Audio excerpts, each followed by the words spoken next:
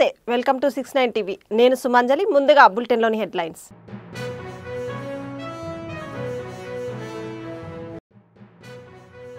బాపట్ల నారాయణ స్కూల్లో విద్యార్థిపై దుర్వ్యవహారం ఆరోపణలు HM teacher వైఖరిపై parents ఆగ్రహం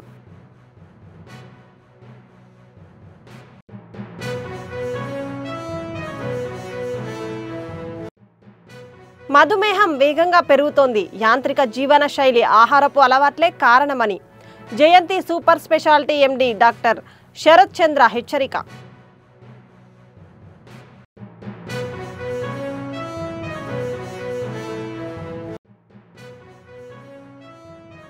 జాగృతి జనం బాట కోసం ఖమ్మానికి రైల్లో ప్రయాణించిన కవిత సికింద్రాబాద్ స్టేషన్లో అభిమానుల కోలాహలం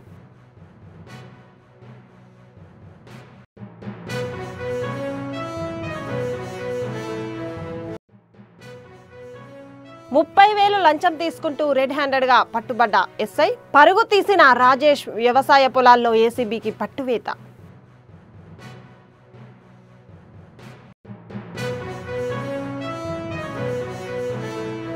ఇక డీటెయిల్స్లోకి వెళ్తే బాపట్ల నారాయణ స్కూల్ హెచ్ఎం విద్యార్థులపై చేయి చేసుకున్న ఘటన అడగడానికి వచ్చిన పేరెంట్స్ను బయట నిలబెట్టి విద్యార్థిని బెదిరిస్తున్న వైనం తెలుగు టీచర్ హెరాస్మెంట్ క్లాస్ రూమ్లో ఓయ్ అంటూ ఆడపిల్లల్ని పిలుస్తున్న తెలుగు టీచర్ క్లాస్ రూమ్లో ఇష్టానుసారంగా నోటికి వచ్చినట్టు మాట్లాడుతున్న టీచర్ విద్యార్థినిపై ఎందుకు చేయి చేసుకున్నారు అంటే చదవకపోతే కొట్టరా అంటూ బదిలిచ్చిన హెచ్ఎం ఓయ్ అంటూ విద్యార్థిని సంబోధిస్తున్న నారాయణ స్కూల్ హెచ్ఎం తర్వాత నేను కొట్టలేదు ప్రూఫ్ చూపించండి అంటూ మాట మార్చిన వైనం ఏం చేసుకుంటారో చేసుకోండి అంటూ బదిలిస్తున్న హెచ్ఎం మానసిక వేదనలో విద్యార్థిని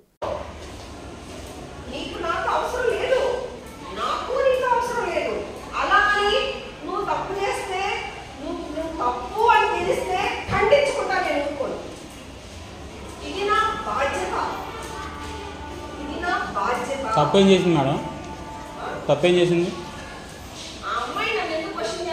తప్పేం చేసింది మీరు తప్పు చేసి చూసారా తప్పు చేసి మీరు చూసారా తప్పు చేసి మీరు చూసారా పిలిచాడు పద్ధతినా పిలిచాడు పద్ధతి స్టూడెంట్ని స్టూడెంట్ అట్లా కడుస్తారు మీరు కడుస్తారా ఫాదర్ స్టూడెంట్ ఫాదర్ అడిగే పద్ధతి వేరు అడిగే పద్ధతి వేరు అడిగే పద్ధతి వేరు చూడండి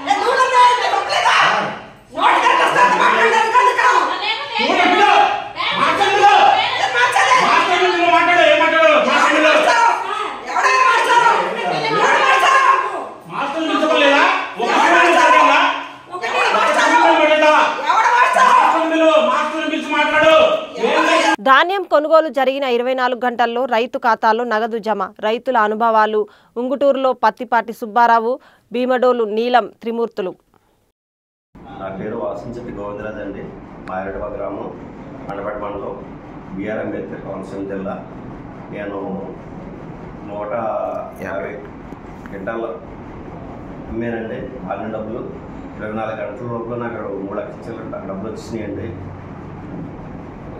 ధన్యవాదాలు. తూర్పుగోదావరి జిల్లా మాది గోపాలపురం మండలం భీమోలు గ్రామం. నా పేరు పాలూరు పశుపతి అండి. మా నాన్నగారి పేరు పాలూరు గణేష్. నేను M2U 13/18 వచ్చానండి. 13వ తారీఖు ధాన్యం ఆర్హెచ్కే ద్వారా రైస్ మిల్లుకి తోలామండి. 13వ తారీఖున సాయంత్రమే పేమెంట్ పడిపోయిందండి. గవర్నమెంట్కి ధన్యవాదాలండి.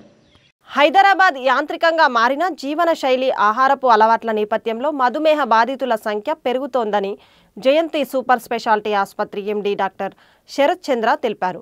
మధుమేహ వ్యాధిపై ఎస్ఆర్ నగర్లో అవగాహన సదస్సులో ఆయన మాట్లాడారు. ఈ వ్యాధికి సంబంధించిన 80% మంది బాధితుల్లో రక్తపోటు సమస్య కూడా ఉంటుందని తెలిపారు. మధుమేహం గుండె, మెదడు, మూత్రపిండాలు, రక్తనాళాలు వంటి ప్రధాన అవయవాలను దెబ్బతీస్తుందని చెప్పారు. ఎక్కువసేపు కూర్చొని పనిచేసే ఉద్యోగుల్లో మధుమేహం అధికమవుతోందని తెలియజేశారు. Jayanti Super Specialty Hospital. To my left is, I'm a cardiologist, and to my left is Dr. Praveen. He's a nephrologist, Dr. Pranuti, neurologist, and Dr. Sundar, physician. ఇవాళ ఈ ప్రెస్ మీట్ ఆర్గనైజ్ చేయడానికి కారణం ఏంటంటే రేపు world diabetes day. మనందరికీ తెలుసు world diabetes day అనేది చాలా చాలా ఇంపార్టెంట్ థింగ్, పర్టికులర్లీ మన దేశానికి. ఎందుకంటే మొత్తం ప్రపంచంలో డయాబెటీస్ అనేది చాలా విపరీతంగా వ్యాపించింది. అండ్ ఇండియాని నిన్నగాక మొన్నటి దాకా వరల్డ్ క్యాపిటల్ ఆఫ్ డయాబెటీస్ అన్నారు. ఇప్పుడు ఆఫ్ కోర్స్ చైనాలో ఇంకా ఎక్కువ కేసులు ఉన్నాయి కాబట్టి ఇప్పుడు ఆ బిరుదు మనకి పోయింది. బట్ మనకు తెలుసు డయాబెటీస్ అనేది ఇండియాలో ఒక పెద్ద ప్రాబ్లం. 100 మిలియన్కి మించిన నంబర్ ఆఫ్ డయాబెటీస్ పేషెంట్స్ ఉన్నారు. 100 million and 10 crores huge number of patients. And మన తెలంగాణ రాష్ట్రము రాష్ట్రాల వారీగా చూస్తే number 4 in India in number of diabetic patients. ఇప్పుడు మన స్టేట్లో 8.7%, మొత్తం దేశంలో 8.7% అయితే యావరేజ్గా తెలంగాణలో 14 to 18% ఆఫ్ పేషెంట్స్ సబ్జెక్ట్స్ ప్రజలు డయాబెటీస్తో బాధపడుతున్నారు. సో డయాబెటీస్ అనేది ఎంత పెద్ద 100 million టోటల్, తెలంగాణలో 14 to 18%, ఇండియా యావరేజ్ కంటే ఆల్మోస్ట్ డబల్. ఓకే, సో మనము డయాబెటీస్ గురించి ఎందుకు పర్టికులర్గా తెలుసుకోవాలి అంటే డయాబెటీస్ అనేది మన బాడీలో అనేక ఆర్గన్స్, ఇప్పుడు ఇక్కడ మన కార్డియోవాస్కులర్ సిస్టమ్ కానీ న్యూరాలజీ సిస్టమ్ కానీ నర్వస్ సిస్టమ్ కానీ కిడ్నీస్ కానీ ఇవన్నీ కూడా ఎఫెక్ట్. ఇంకా చెప్పుకుంటుంటే చాలా ఉంది. డయాబెటీస్ వల్ల కార్డియోవాస్కులర్ సిస్టమ్ గురించి నేను మాట్లాడతాను. బేసికల్గా హార్ట్ అనేది ఎఫెక్ట్ అయ్యేది మేజర్గా మెజారిటీ ఆఫ్ పేషెంట్స్లో రక్తనాళాల్లో బ్లాక్స్ రావడం వల్ల. సో దీనికి పేషెంట్స్కి హార్ట్ అటాక్ రావచ్చు, లేదా అన్స్టేబుల్ యాంజినా రావచ్చు, కొన్నిసార్లు 2-3 హార్ట్ అటాక్స్ రావడం వల్ల హార్ట్ ఫెయిల్యూర్ రావచ్చు. బ్లాక్స్ కాకుండా వేరే హార్ట్ మజిల్ ఎఫెక్ట్ అవ్వడం డయాబెటిక్ కార్డియోమైపతి అంటారు, అది కూడా ఒక contributing important factor. 80% of diabetic పేషెంట్స్కి హై బీపీ ఉంటుంది. సో ఇప్పుడు సివియరిటీ ఆఫ్ ప్రాబ్లమ్ని మీరు అర్థం చేసుకోవచ్చు. 80% ఆఫ్ డయాబెటిక్ పేషెంట్స్కి హై బీపీ ఉంటుందంటే వీళ్ళు షుగర్ తోటి బాధపడుతున్నారు, బీపీ తోటి బాధపడుతున్నారు. ఈ రెండింటిని కూడా మెటబాలిక్ ప్రాబ్లమ్స్ అంటారు. వీటి వల్ల లాంగ్ టర్మ్ పేషెంట్స్ యొక్క లాంగ్ టర్మ్ లైవ్లీహుడ్ చాలా ఎఫెక్ట్ అవుతుంది. జీవించే నంబర్ ఆఫ్ డేస్ తగ్గిపోతుంది, క్వాలిటీ ఆఫ్ లైఫ్ కూడా తగ్గిపోతుంది. సో వీటన్నిటి వల్ల ఏంటంటే మనము డయాబెటీస్ డే అన్నది సెలబ్రేట్ చేసుకున్నప్పుడు డయాబెటీస్ గురించి బాగా తెలుసుకోవాల్సిన అవసరం ఉంది. ఇది ఎంత ఇంపార్టెంట్ అన్నది. ఇది November 14th ఎందుకు పెట్టారంటే ఇది birthday of doctor banking. Doctor banking అని ఆయన ఈ ఇన్సులిన్ కనిపెట్టిన 2 వైద్యుల్లో ఒక ఆయన. ఇప్పుడు ఆల్రెడీ ఇన్సులిన్ కనిపెట్టి చాలా కాలం అయిపోయింది. సో ఆ డేని వరల్డ్ డయాబెటీస్ డే కింద పెట్టారనమాట. ఈ ఏడాది వరల్డ్ డయాబెటీస్ డే ఇది సెలబ్రేషన్ చేసేది world health organisation, international diabetic federation రెండింటి ఆస్పిషియస్లోని ఈ వరల్డ్ డయాబెటీస్ డే అనేది మనము దీన్ని కమెమరేట్ చేసుకుంటాము. ఈ ఏడాది థీమ్ ఏంటంటే డయాబెటీస్ అండ్ వెల్బీయింగ్. అంటే డయాబెటీస్ని మనం కంట్రోల్ చేసి షుగర్ని ఒక 90, 100, 110 చేసి పోస్ట్ ప్రాండియల్ షుగర్ని ఒక 150, 160 చేస్తే అక్కడితో స్టోరీ అయిపోలేదు. వీళ్ళకి వెల్బీయింగ్ అనేది కూడా చాలా ఇంపార్టెంట్. ఇందులో ఏంటంటే పేషెంట్స్ బాగా యాక్టివ్గా ఉండడం, అన్ని రకాల పనులు చేసుకోవడం, తన లైఫ్లో అన్ని రకాల రెస్పాన్సిబిలిటీస్ని కరెక్ట్గా మేనేజ్ చేసుకోవడం, ఇవన్నీ కలిపి వెల్బీయింగ్ అంటారు. సో ఈ పేషెంట్స్ యొక్క ఫుడ్ అనేది ఏంటి, ఎక్సర్సైజ్ అనేది ఏంటి, వర్క్ ఎన్విరాన్మెంట్ అనేది ఏంటి. ఇన్ఫ్యాక్ట్ ఈ ఏడాది వరల్డ్ డయాబెటీస్ డేలో ఫోకస్ ఏంటంటే diabetes and working environment, diabetes and office letters. So మనం ఆఫీస్కి వచ్చాము, మీరు డాక్టర్ అయి ఉండొచ్చు, లేదా మీలాగా జర్నలిస్ట్ అయి ఉండొచ్చు, ఇంకొక ఆఫీస్ వర్కర్ అయి ఉండొచ్చు. ఆఫీస్ వర్క్ కూడా మన యొక్క కండిషన్కి సూటబుల్గా ఉండాలి. ఆ పేషెంట్స్ యొక్క డయట్ గురించి, పేషెంట్స్ని మిగతా ఎంప్లాయీస్ డయాబెటీస్ ఉన్న వాళ్ళకి కొంత ప్రివిలేజ్ ఇవ్వడము, వాళ్ళకి టైంకి ఫుడ్ తీసుకునేందుకు హెల్ప్ చేయడము, ఇవన్నీ చేయడం కూడా వర్క్ ఎన్విరాన్మెంట్లో పార్ట్ అనమాట. సో వెళ్ళండి.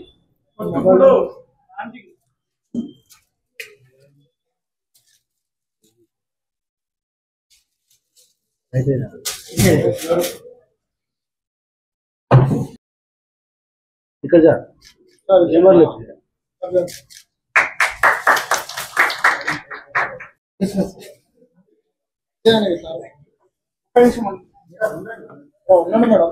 నెక్స్ట్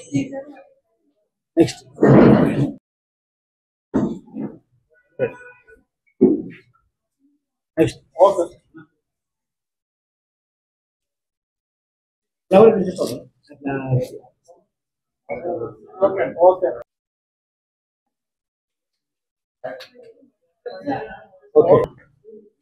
క్లోజ్ సార్, కొంచెం క్లోజ్ ఉన్నాయి.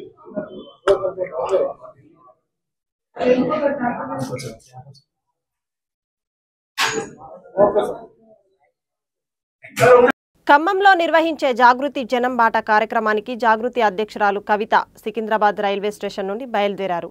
శాతవాహన ఎక్స్ప్రెస్ ద్వారా సాధారణ ప్రయాణికులతో కలిసి ఆమె రైల్లో ప్రయాణించారు. ఈ సందర్భంగా కవితను చూసేందుకు పెద్ద ఎత్తున ప్రయాణికులు పోటీ పడడంతో రైల్వే స్టేషన్లో కోలాహలం నెలకొంది. రైల్లో కూర్చున్న ఆమెతో మహిళలు, అభిమానులు సెల్ఫీలు దిగేందుకు ఆసక్తి కనబర్చారు. ఖమ్మంలో జరగబోయే జాగృతి జనం బాట కార్యక్రమానికి ఆమె రైల్లో సాధారణ ప్రయాణికులతో ప్రయాణించడం, వారి సమస్యలు తెలుసుకునే ప్రయత్నం చేయడం జరిగిందని జాగృతి వర్గాలు తెలిపాయి.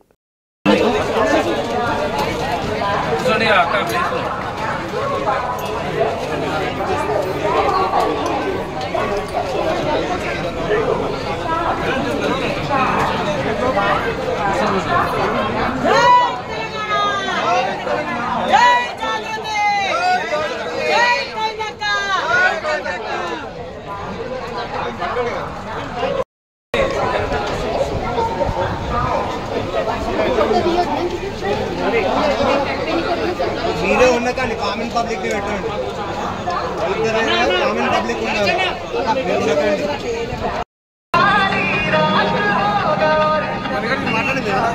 प्रधानमंत्री गरीब कल्याण अन्न योजना, मुफ्त राशन, खुशहाल जीवन. Number 1701 Secunderabad Bhubaneswar Visakha express number platform పై ఉన్నది. गाड़ी संख्या 1701 सिकंदराबाद भुवनेश्वर विशाख.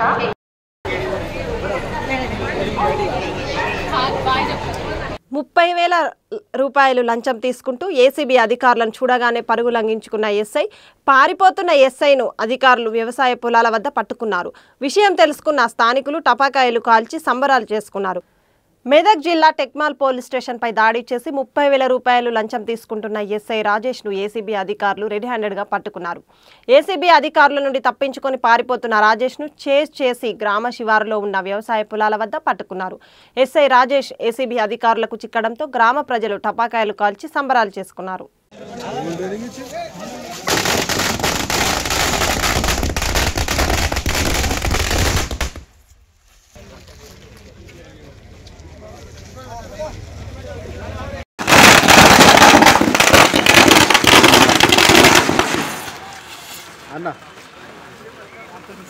సంగారెడ్డిలో united medical and health employees union రాష్ట్ర మహాసభలు హాజరైన సిఐటియు రాష్ట్ర అధ్యక్షులు చుక్కా రాములు. సంఘం దృష్టిలో పెద్ద విషయం ఏమంటే ఈ సమస్యలన్నిటి మీద అందరికంటే నికరంగా కొట్లాడాలి, అందరికంటే బాగా కొట్లాడాలి, నిజాయితీగా కొట్లాడాలి. సిఐటి అంటే నిజాయితీకి మారుపేరు.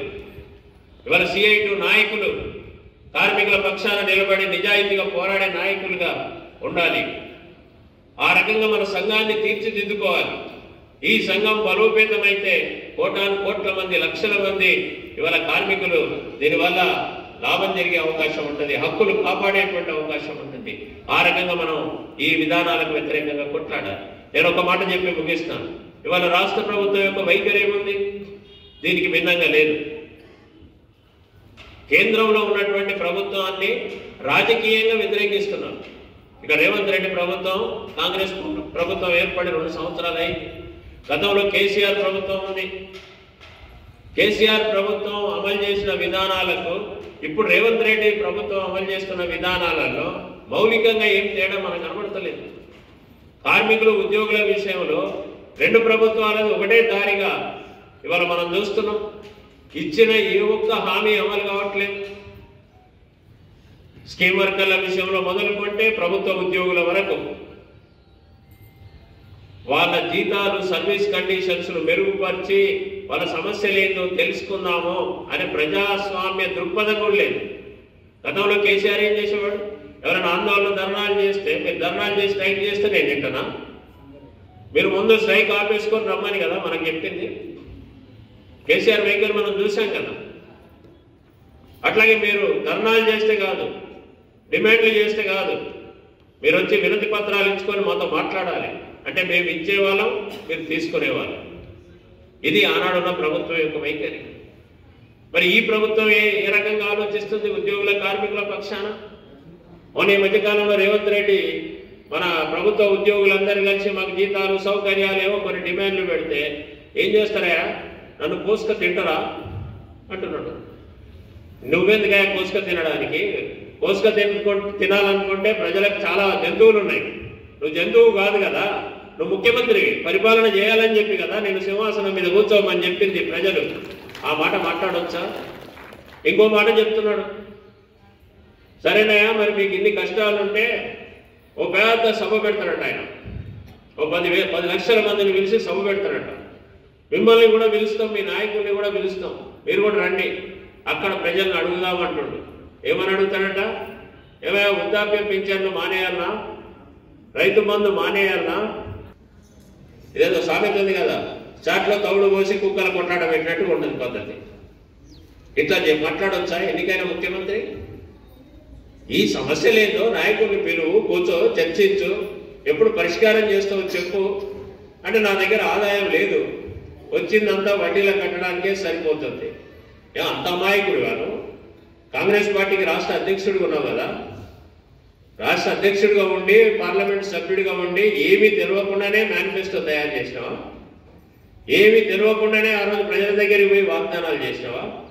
అంటే ప్రజల్ని మోసం చేయడం, ఏ ఎండకాడ ఆ గొడుగు పట్టడం, ఇట్లా చేయవచ్చా?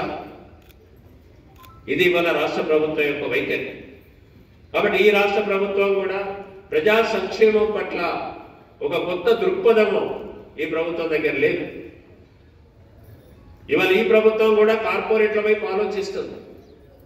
ఈ ప్రభుత్వం నరేంద్ర మోడీని రాజకీయంగా వ్యతిరేకించవచ్చు, కానీ నరేంద్ర మోడీ ఏ లేబర్ పాలసీలు అయితే తీసుకొచ్చిండో ఆ లేబర్ పాలసీలనే ఇక్కడ ఈయన కూడా అమలు చేయడానికి ప్రయత్నం చేస్తున్నాడు. 282 జీవో తీసుకొచ్చాడు.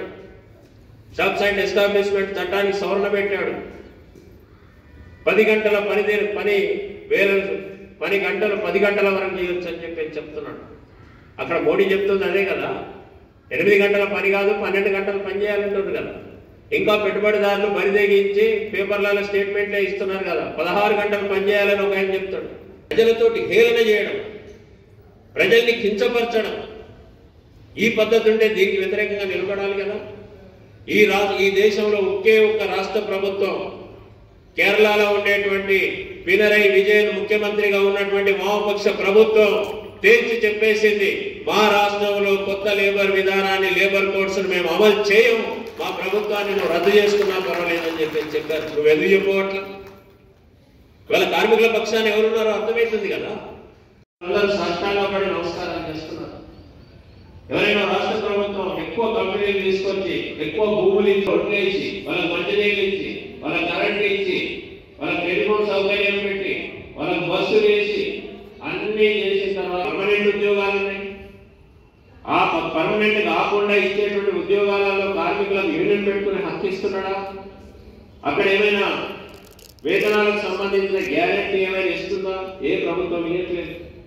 దేశం అభివృద్ధి చెందుతుందని చెప్పి ఇవాళ మనల్ని నమ్మమంటున్నా. నమ్ముదామా? ఇవాళ ఇదంతా కూడా కార్పొరేట్ల లాభాల కోసం జరుగుతూ ఉంది. మన సమాధానం రాబట్టాలంటే నువ్వు నేను అందరం కలిసి ఐక్యంగా ఉద్యమాలు పోరాటాలు నిర్వహిస్తేనే ఈ ప్రశ్నకు సమాధానం దొరికేటువంటి అవకాశం ఉంది.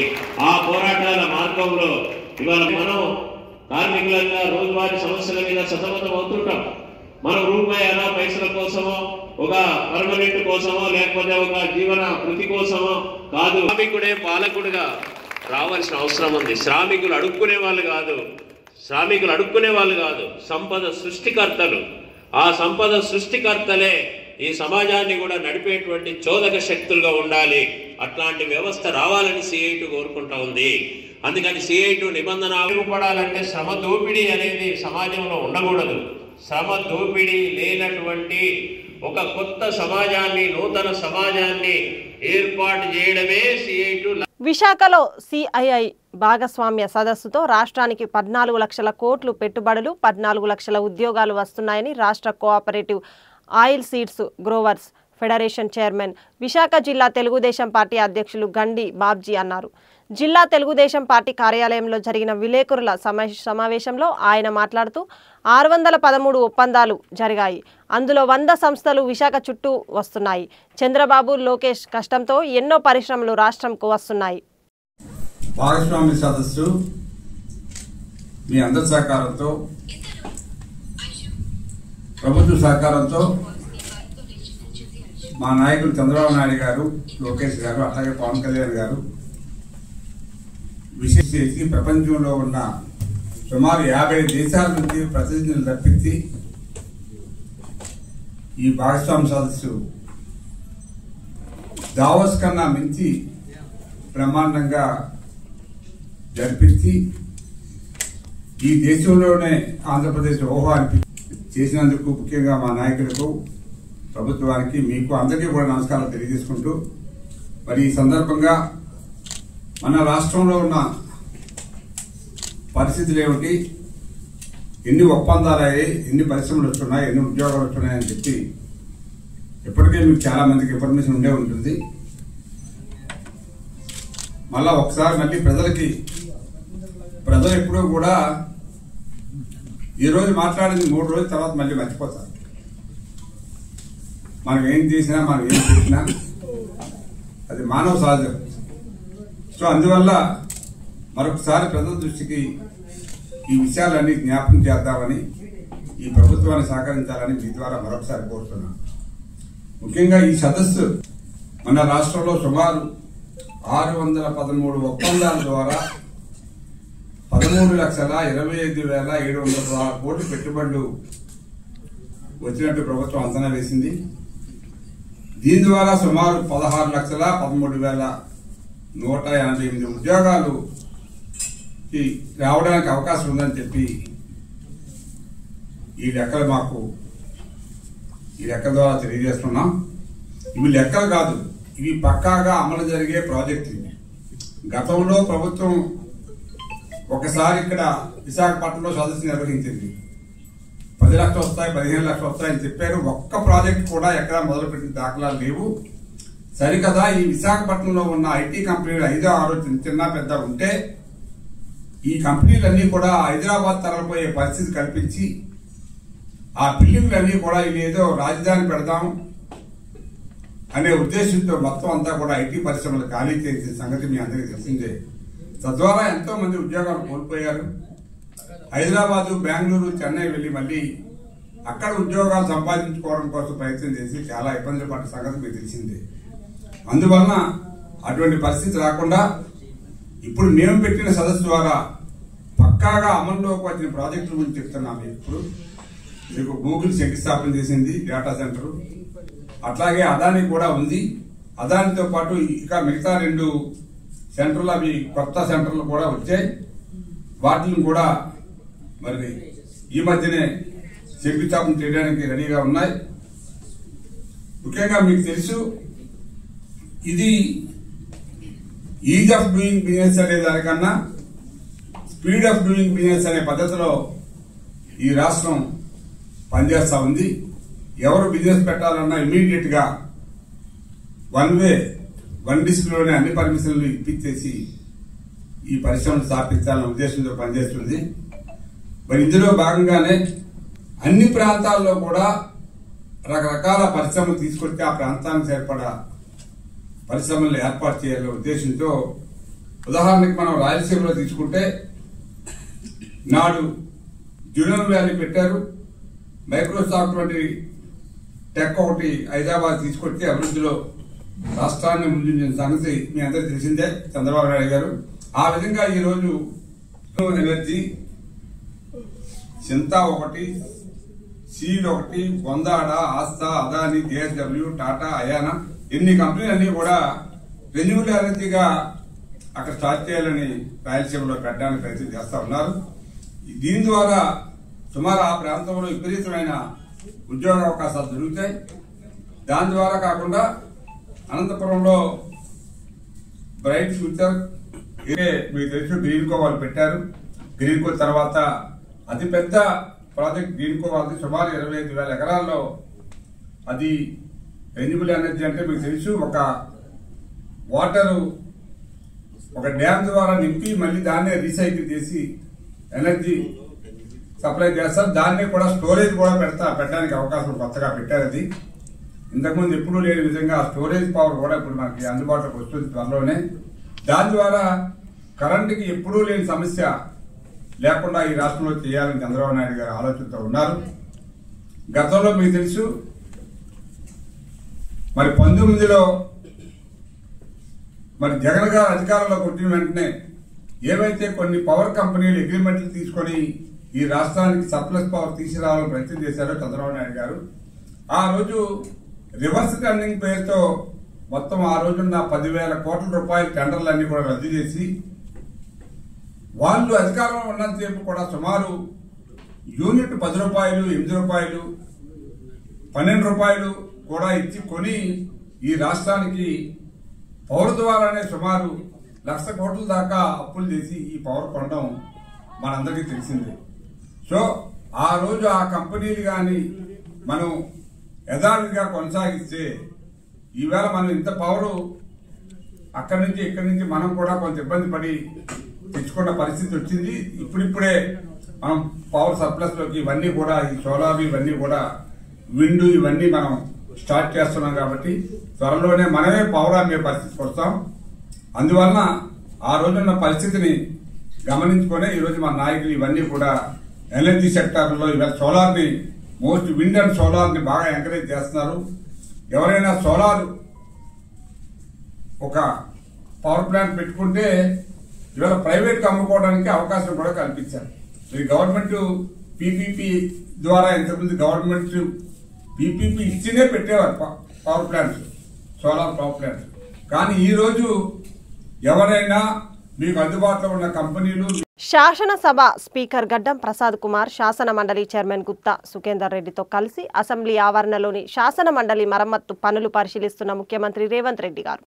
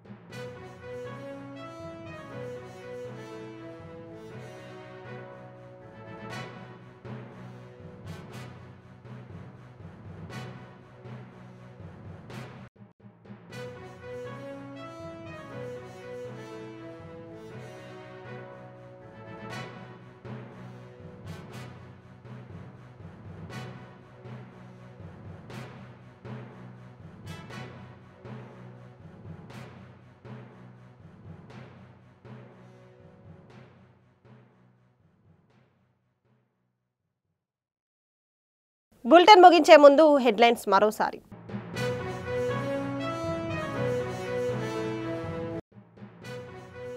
బాపట్ల నారాయణ స్కూల్లో విద్యార్థిపై దుర్వ్యవహారం ఆరోపణలు. హెచ్ఎం టీచర్ వైఖరిపై పేరెంట్స్ ఆగ్రహం.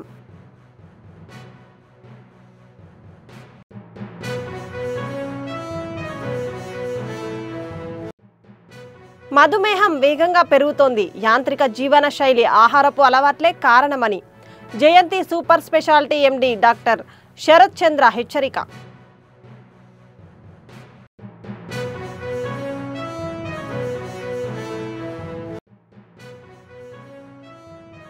జాగృతి జనం బాట కోసం ఖమ్మానికి రైల్లో ప్రయాణించిన కవిత. సికింద్రాబాద్ స్టేషన్లో అభిమానుల కోలాహలం.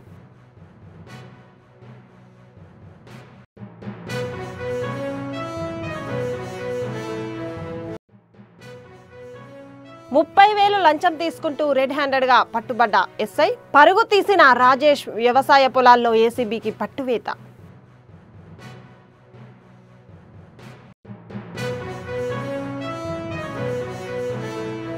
ఇవి బులెటిన్ విశేషాలు. మరిన్ని అప్డేట్స్ కోసం చూస్తూనే ఉండండి 690 న్యూస్. నేను సుమాంజలి, సైనింగ్ ఆఫ్.